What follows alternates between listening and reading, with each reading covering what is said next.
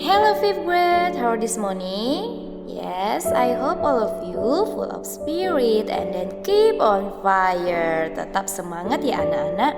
Okay, what day is today? Yes, today is Thursday, the 1st of April 2021. Hari ini adalah hari Kamis. Okay, before we start our lesson, don't forget to pray first, jangan lupa untuk berdoa dulu ya anak-anak. Now we are going to learn about pembelajaran 4 mengenai ketampakan alam Indonesia. Ketampakan alam disebut juga dengan istilah bentang alam. Indonesia memiliki bentang alam yang berbeda-beda di setiap daerah. Ada daerah dataran tinggi dan ada daerah dataran rendah. Ada penduduk yang tinggal di daerah pegunungan, ada juga penduduk yang tinggal di daerah pantai. Di mana ketampakan alam dibagi menjadi dua bagian, yaitu ketampakan alam wilayah daratan dan ketampakan wilayah perairan. Nah, sekarang kita akan lihat ketampakan alam wilayah daratan dan juga ketampakan alam wilayah perairan. Adapun contoh dari ketampakan alam wilayah daratan yaitu dataran rendah, dataran tinggi, gunung, pegunungan, pantai, dan juga tanjung. Sedangkan ketampakan alam wilayah perairan antara lain contohnya danau, laut, sungai, selat, rawa, dan juga teluk. Nah, selanjutnya kita akan bahas satu persatu ciri-ciri dari ketampakan alam berikut. Ketampakan alam wilayah daratan. Yang pertama, dataran rendah. Ciri-cirinya, wilayah yang berada pada ketinggian kurang dari 200 meter di atas permukaan laut. Dataran rendah biasanya dimanfaatkan sebagai daerah tempat tinggal penduduk, pertanian, atau perkebunan yang cocok di tempat bersuhu panas. Dataran tinggi, ciri-cirinya, wilayah yang memiliki dataran luas dan datar dengan ketinggian mencapai 300 sampai 600 meter di atas permukaan laut.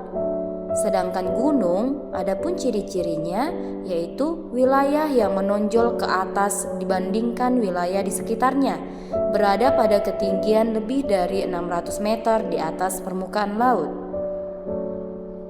Selanjutnya pegunungan, ciri-cirinya merupakan rangkaian dari gunung-gunung yang berjajar, ketinggiannya mencapai lebih dari 700 meter di atas permukaan laut. Pantai, ciri-cirinya yaitu cuacanya yang panas, terdapat hamparan pasir atau karang sebagai tempat wisata atau juga banyak pohon bakau. Sedangkan tanjung yaitu ciri-cirinya tanahnya menjorok ke laut. Selanjutnya kita masuk pada ketampakan alam wilayah perairan. Yang pertama, danau. Adapun ciri-cirinya yaitu daratan luas yang cekung dan berisi air terbentuk akibat letusan gunung berapi atau gerakan tanah. Laut, ciri-cirinya wilayah perairan yang luas dan menghubungkan daratan atau pulau satu dengan yang lainnya, terdapat terumbu karang. Selanjutnya sungai, ciri-cirinya aliran air mengalir dari daerah yang tinggi ke daerah yang rendah, mempunyai daya erosi yang kuat, memanjang dan berkelok-kelok. Nah, itu dia ciri-cirinya.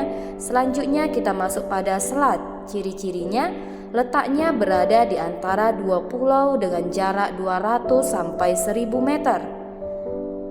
Yang terakhir rawa, ciri-cirinya wilayah daratan yang tergenang air biasanya terletak di dekat pantai, sungai, atau persawahan. Banyak terdapat tumbuhan air seperti enceng gondok.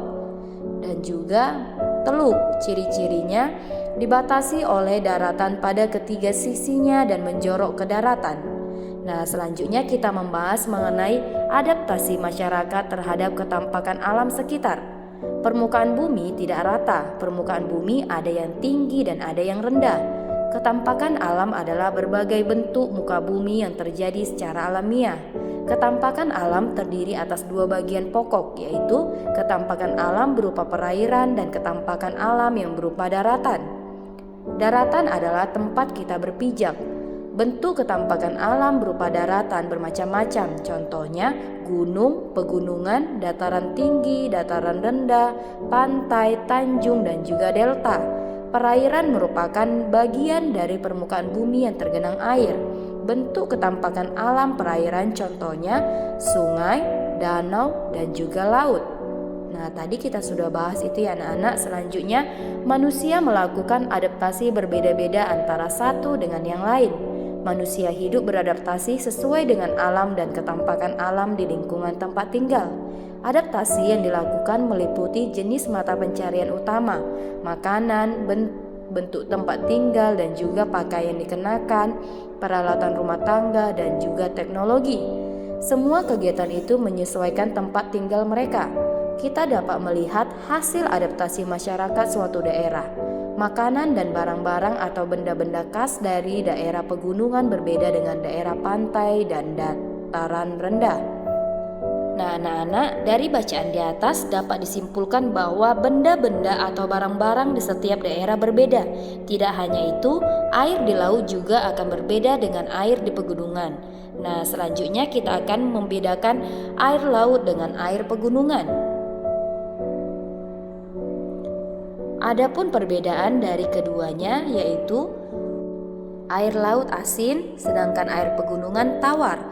Air laut bersumber dari sungai besar yang kemudian menuju ke lautan, sedangkan air pegunungan berasal dari mata air pegunungan. Selanjutnya, air laut dimanfaatkan untuk hal-hal yang bersifat produktif, misalnya sebagai bahan utama untuk membuat garam, sedangkan air pegunungan lebih banyak dimanfaatkan untuk kebutuhan konsumtif, baik diminum maupun digunakan untuk keperluan lainnya seperti mandi atau memasak. Selanjutnya, air laut dapat mengkristal, sedangkan air pegunungan tidak dapat mengkristal. Nah, itu dia perbedaan dari keduanya. Nah, anak-anak, meskipun alam dan ketampakan alam daerah satu dengan daerah lainnya berbeda, kita sebagai masyarakat Indonesia harus menjunjung tinggi nilai-nilai persatuan dan kesatuan. Nah, di sini kita akan lihat bagaimana cara mewujudkan nilai-nilai persatuan dan kesatuan. Untuk mewujudkan nilai-nilai persatuan dan kesatuan dapat dimulai dari hal-hal kecil yang ada di sekitar kita. Nah, coba kamu perhatikan gambar berikut ini, di mana Pak Tagor mengajak Siti dan teman-teman membersihkan parit kecil di samping sekolah. Siti dan teman-teman senang melakukan kegiatan itu. Mereka rukun dan bekerja sama demi lingkungan sekolah yang bersih dan nyaman. Hidup rukun sangat menyenangkan. Hidup rukun harus terjalin baik di lingkungan keluarga, sekolah, maupun masyarakat.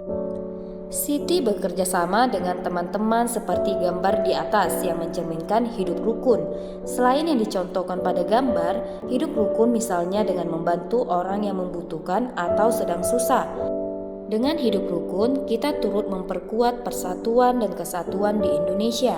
Nah, anak-anak, di sini kamu dapat mencontoh sikap dari hidup rukun tersebut.